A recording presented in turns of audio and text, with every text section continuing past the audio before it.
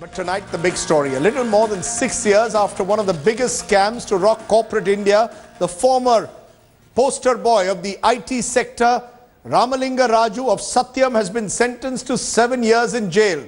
A special court in Hyderabad held Raju, the founder of Satyam Computer, guilty of fraud.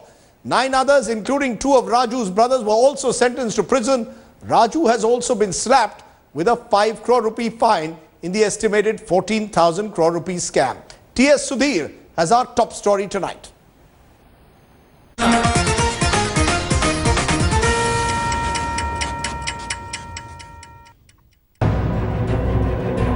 Be Ramalinga Raju and the others convicted in the Satyam Computer scam being taken to jail, nothing could prevent it. Not even an emotional outpouring by Raju after he was convicted. The master scamster cited everything from a sick mother to his own age to his philanthropy. But the court was unsparing, finding him guilty on all 8 charges the CBI had slapped on him. Charges which have Raju sentenced to 7 years in jail. The others accused in the case, including 2 former PricewaterhouseCoopers partners and top company officials, have been held guilty of cheating and criminal conspiracy. The court is empowered to sentence for 7 years, that is the maximum for this court. They submitted each of the accused persons and the problems and wealth problems and family and regarding the case is concerned. And the Honorable Court will take decision within short time regarding the quantum of sentence. Ramalinga Raju and the other 9 persons convicted would of course go in appeal to a higher court. But the big message from the verdict in the Satyam Computers fraud case is that Asatyameva does not jayate. It's been a steep fall from grace for Raju, one of the country's IT poster boys. Satyam was a pioneer in technology outsourcing. It was among the first ones to take IT to the hinterland. Satyam was the first Indian internet company on the Nasdaq and one of the first on the New York Stock Exchange. Raju pushed the IT industry to expand not only in the US but Europe and Australia as well. And to top it all, Raju won the prestigious 2008 Golden Peacock Global Award for Excellence in Corporate Governance just months before he confessed to the huge scam.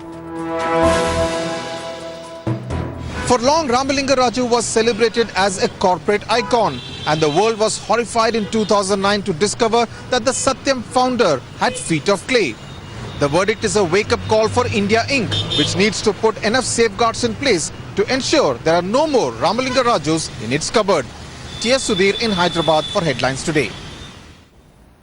And joining me now, Vivek Law, editor, Business Television at India Today Group, to try and understand that verdict. Vivek, is this a wake-up call, as Sudhir seems to indicate, for corporate India, or is Raju seen as an isolated case? This is a wake-up call, Rajdeep, and the reason being that, you see, he and his brother have specifically also been held guilty under Section 409, which is criminal breach of trust.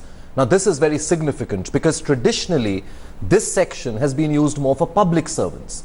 You know, you could be a politician or a bureaucrat in a public service. If you did something wrong, you were charged with a section like this, which, mind you, has life imprisonment as the maximum sentence. So in many ways, it is felt that the 7 years is not really enough. It should have been more. There are sections that allow him to have been given a bigger punishment than what he has got. The 5 crore, as you mentioned, is such a small amount for a person like him. Is it the end of the road then for someone like him? It isn't.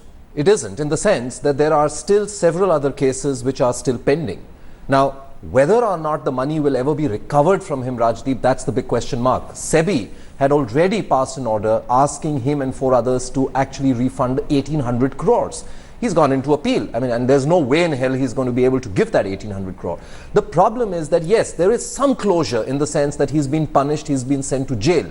The wake-up call question that you made, yes, because now a corporate is going to think about the fact that I too have shareholders, I too have employees, I take loans from banks, and I can be held guilty if I conduct any wrongdoing of something like criminal breach of trust. And to that extent, this is a wake-up call, because mind you, while the top corporates, Rajdeep, have significantly tightened norms, by the way, this incident, this episode, rather ugly episode, did lead to a fair amount of tightening across the board, both on the auditing side, both on the disclosure side, corporate governance side.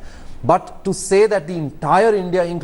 learnt its lesson when the scam broke, that's not really correct, because there are still almost every day we read about some order which SEBI passes. These are not big companies. There are more the smaller and the medium-sized companies. But yes, the fact that you can, as a promoter, be charged with criminal breach of trust if you indulge in any wrongdoing, I think is a very significant statement going out to India Inc.